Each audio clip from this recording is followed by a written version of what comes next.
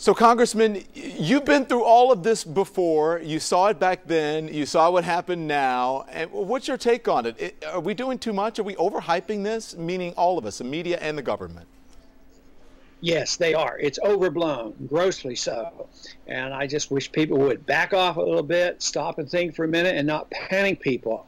There's too much hysteria in the country, and so far there hasn't been that great a danger. So the sooner we get calmer, the better I'll feel. So take us through it.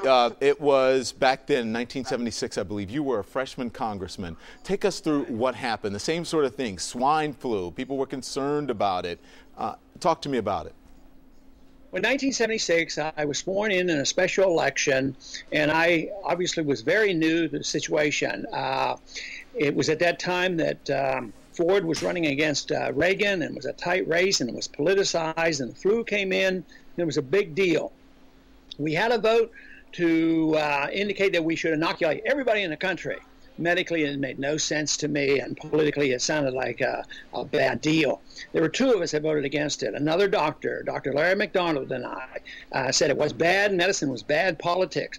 And it turned out that that was pretty perceptive, because we only had one person die from the flu, and that might have been from other reasons.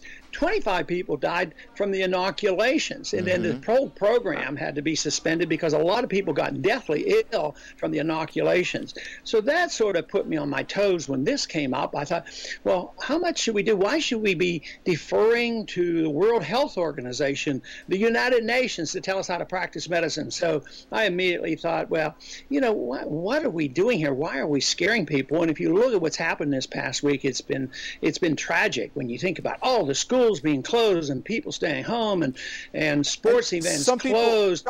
Some people are saying it's CYA on the part of our government because they don't want a Katrina-like response to this, just in case it does get worse. Do you agree with that? Oh, yeah, it's politics at its worst. And I think about it in medicine. Think of all the things we as physicians do in medicine, because we're always terrified. Medicine, you practice by terror, because you're always worrying about Monday morning, the attorney might get you. And what didn't you do? Yeah. The politician acts the same way. The politician acts, oh, if we didn't do it. And there is actually 25 people who died from the flu. You know, last year, 32,000 people died from the flu, and probably 650 people died from tuberculosis. So, Congressman, there's all these problems that people just totally ignore, and this gets so hyped, it's sort of discouraging. Well, then what should we be doing then? What, if you were in charge, what would you do? I would probably do a lot less and just think about it and see if there's any need to do anything at all. This idea that government has to come to the rescue, I think it's more or less a reflection that we have too many people in government that like the idea that they have to justify their existence. So whether it's in foreign policy, scare the people to death, great fear, and then you can do what you want. If there's an economic crisis, scare the people to death, and then you can socialize the economy. In medicine, scare the people to death, and then you'll say, oh, only the government can take care of us. So I think a lot of that is happening, and we're on the move to socialize medicine. Okay. So we're scaring the people and saying the only people that can save us will be the government. What's your response? What have people said to you since you made this video and you came out and said, hey, you know what, tamp this down a little bit. Come on, let's stand back and don't be so crazy about this. What have people said to you? Do you know what? I have to tell you the honest truth. I have not had one person say to me that, you know, that I have undermined anything about dealing with this problem.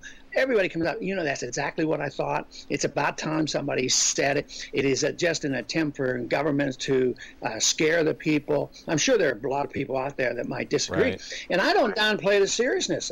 As a physician, I don't say, well, there's no danger at all whatsoever, but you got to put it in perspective. Put it in perspective of HIV and AIDS and tuberculosis and all these things. It really is a total non-event.